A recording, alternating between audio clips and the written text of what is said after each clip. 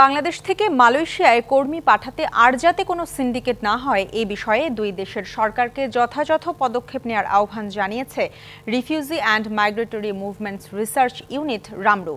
সকালে ডিআরইউতে এক আলোচনা সভায় বক্তারা বলেন, গেল ১৫ বছরে সিন্ডিকেটের মাধ্যমে অর্থ ও মানব পাচারের অভিযোগে ৩ দফা বন্ধ হয় মালয়েশিয়া শ্রম বাজার।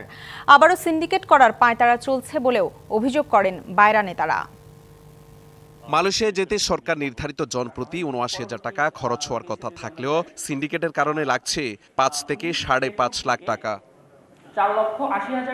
বুধবার ঢাকা রিপোর্টার্স ইউনিটিতে মালয়েশিয়া শ্রমবাজার সিন্ডিকেট নিয়ে আলোচনা সভায় বক্তারা বলেন, স্বচ্ছতার জবাবদিহিতার অভাবে বারবার বন্ধ হয়ে যাচ্ছে শ্রমবাজার। তাই দাবি ওঠে এই খাতকে ঢেলে সাজানোর। সরকার এটাকে নিয়ন্ত্রণ করতে হবে, মনিটরিং করতে হবে এবং সেখানে একটা ব্যবস্থা এমনভাবে করতে হবে যাতে রিক্রুটমেন্টটা সঠিকভাবে হয় এবং মানুষ যেন হয়রানির শিকার না হয় এবং মিনিমাম কস্টে তারা যেন যেতে পারে। মাঠের অলরাউন্ডার আমি, আর ঘরের all rounder Tylox. Tylox toilet cleaner, clean মানেই টাইলক্স। সিন্ডিকেটের জন্য পতিত আওয়ামী লীগ সরকারের স্বেচ্ছাচারিত উদাসীনতাকে দায়ী করছে জনশক্তি রপ্তানিকারকদের সংগঠন বায়রা।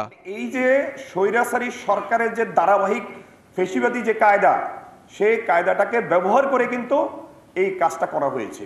সাবেক মন্ত্রী এমপিরা এটার সাথে জড়িত, সেই যতটুকু পারে ততটুকু কাজ করবে, কিন্তু সুযোগটা সকলের জন্য অবারিত। আর মালয়েশিয়া শ্রমবাজার সিন্ডিকেট ঠেকাতে কমিশন গঠনের উপর গুরুত্ব আরোপ করেন রামরুর নির্বাহী পরিচালক। পুরো মালয়েশিয়া মার্কেট নিয়ে একটা টাস্ক ফোর্স বা যাই যে নামেই ডাকেন না কেন সেটা গঠন করা, যারা সরকার গঠন করতে পারেন তাদের মধ্যে কোনো ব্যক্তি বা কোনো গোষ্ঠী তারা এই মালয়েশিয়ান এটাকে আবার নতুন মোড়কে মালয়েশিয়ান ব্যবস্থা এই সিন্ডিকেট ব্যবস্থা তারা নেওয়ার। ২০১৭ সালে আওয়ামী লীগ সরকারের মন্ত্রী এমপিদের ছত্রছায়ায় মালয়েশিয়ার শ্রমবাজার নিয়ে চক্র গড়ে তোলেন আমিনুর ও স্বপন।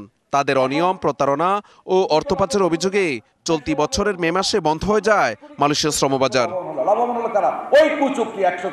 মাহমুদুল হাসান আজিম, ডিবিসি নিউজ, ঢাকা।